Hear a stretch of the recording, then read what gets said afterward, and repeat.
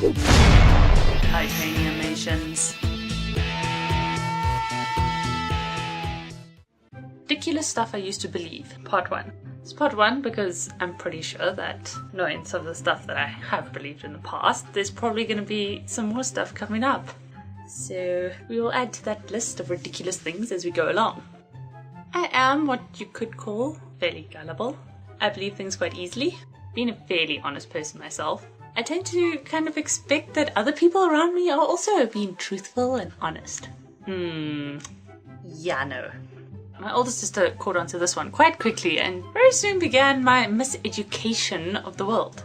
But really, I actually didn't need her help in collecting ridiculous ideas and filing them in the folder of fact. So without further ado, here are some of the ridiculous things that I used to believe. The sun is made of cardboard. I'll let that sink in for a while.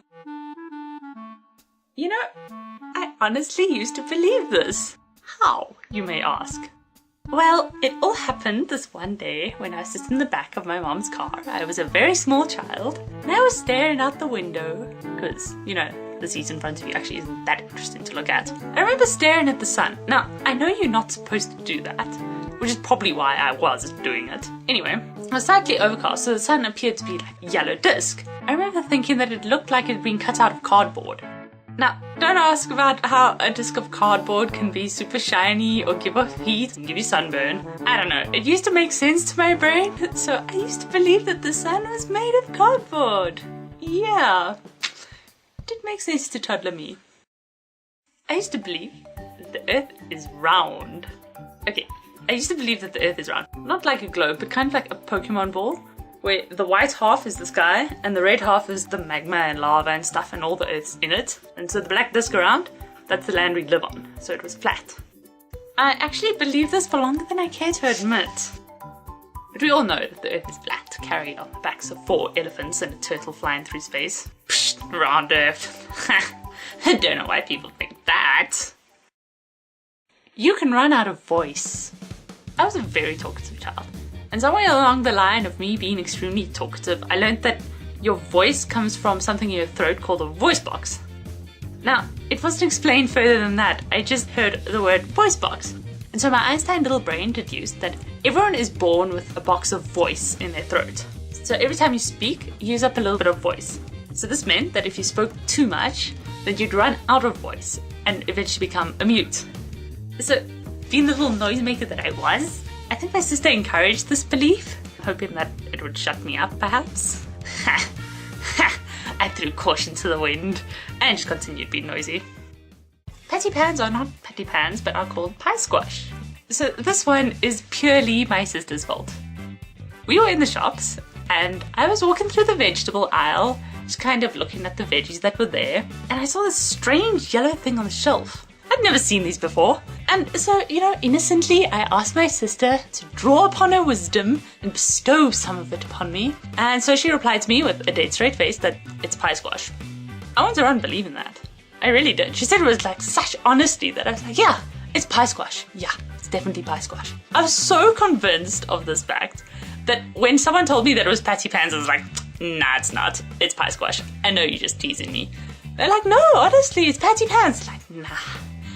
Too much of a weird name. You should have thought of a better name when you invented it.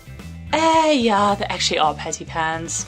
Yeah, pie squash. Anthill farms are a thing. We're driving across the flat, high-veld grasslands of sunny South Africa. And we drove past these farms with a crazy number of anthills. It kind of seemed like they were vaguely organized. I think just coincidence because there were so many of them. I pointed this one out, so I was like, yeah, there's a lot of anthills here. Now, are they in rows? So now, my whole family then proceeded to tell me that, no, these are just anthill farms that we're driving past. You know, they farm anthills. They use the clay of anthill farms to make bricks, because it's really, really hard and compact, and the ant spit works well to make some glue that makes the bricks really strong. They cooked up a pretty convincing story, and there's 3 of them.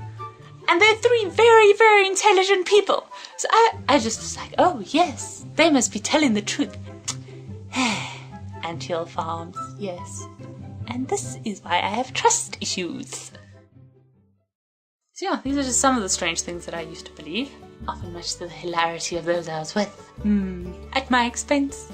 There are definitely others, such as the correlation between cockroaches and eyebrows, but more on that in the next episode. Anyway, I do know the truth now. Anthill farms are not a thing, and the sun is not made of cardboard. Surprise! Would have never guessed that one. Pie squash? Well, actually, you know what? I still call them pie squash because patty pan still sounds ridiculous, but at least I know that pie squash is a made-up name. See, there's a difference. And I also know that you can't run out of voice. Isn't that wonderful? So, do you have any strange things that you used to believe?